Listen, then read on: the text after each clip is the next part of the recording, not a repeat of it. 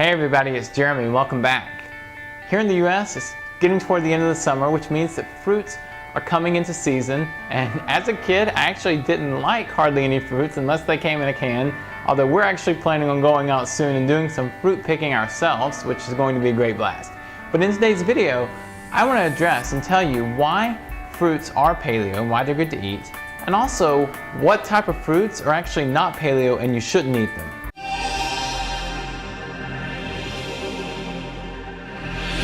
Alright, so as I said, when I was growing up, I didn't like fruits at all. That's changed a lot, but I grew up in Georgia, which is the peach state here in the US, and I wouldn't touch a peach with a 10-foot pole. I thought they were so disgusting. In fact, I wouldn't eat pretty much any fruit unless it came in a can or had a bunch of sugar poured on it.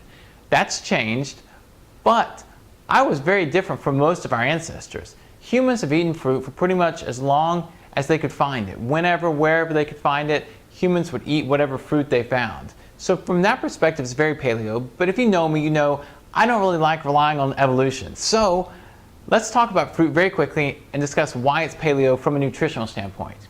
First of all, toxins.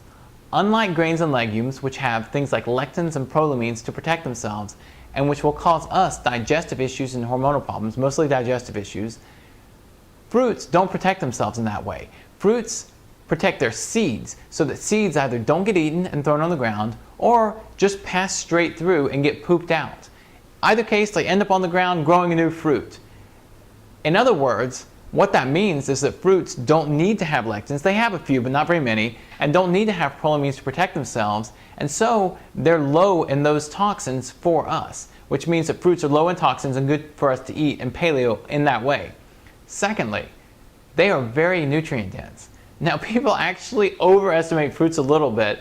Things like seafood, organ meats are much higher, but fruits do have a lot of vitamins and minerals. They don't have a whole lot of protein, don't often have a lot of good fats, unless we're talking about a few specific ones like coconuts, avocados, and olives.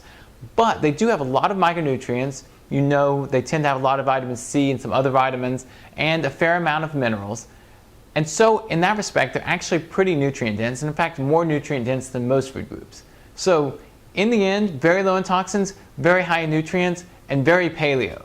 However, although fruits are paleo, there are a couple types that you should not be eating. And I'll tell you what those two types are, but first, my friend Dave Asprey from bulletproofexec.com, he actually calls fruit big wet bags of candy.